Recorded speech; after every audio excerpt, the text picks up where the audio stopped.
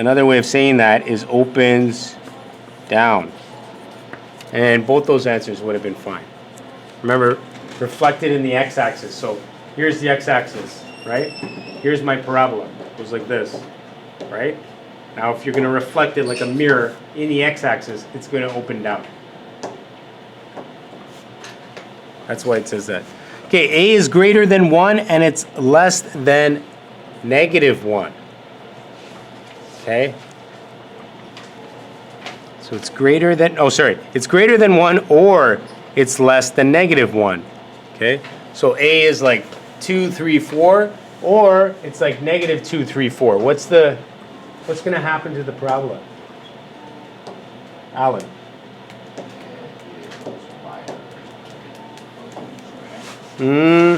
If A is 2, you said the parabola would go wider? Wouldn't go wider. Remember, it goes wider if it's between 0 and 1. In this case, we're talking about greater than 1 or greater than negative or less than negative 1. So it's either going to be like y equals 5x squared or it's going to be like y equals negative 3x squared.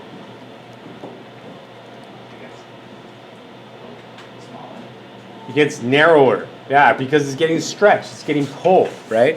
So what happens when A is greater than 1 or less than negative 1? We get a vertical stretch by a factor of A. So whatever A is, that's the type of stretch we're getting. It's going to be like skinnier. Next, when A is between negative 1 and 0, what do we get? Or 0 and 1. Teodi, what happens?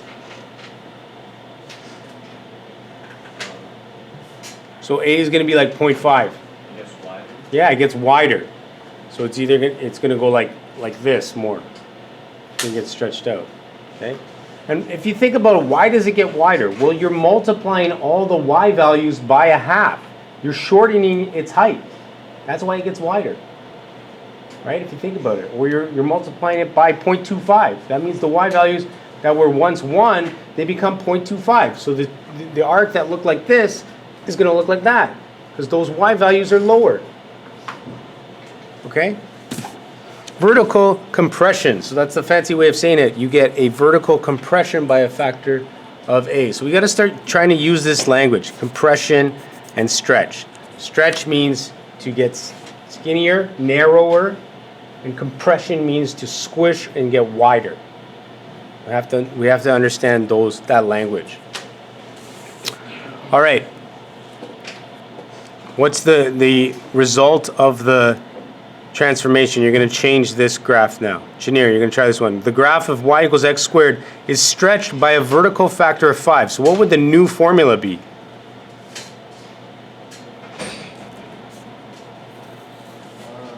Y equals.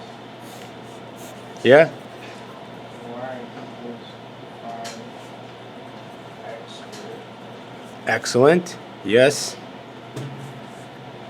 The graph of y equals x squared is compressed by a factor of 2/3. Andrew. It's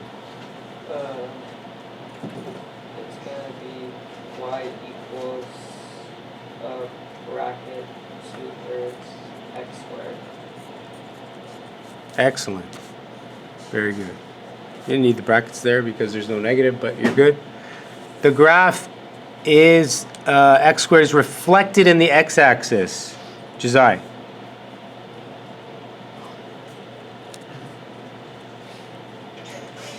Josiah, y equals x squared is reflected in the x-axis.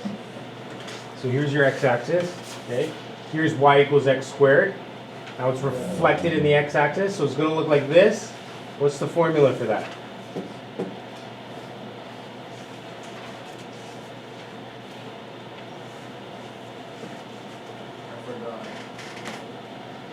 So when you're opening down, what is happening with the A value? Yeah, the A value becomes not positive, but negative. Yeah. And so if we're not stretching or compressing it, what would the formula be? If the A value is negative.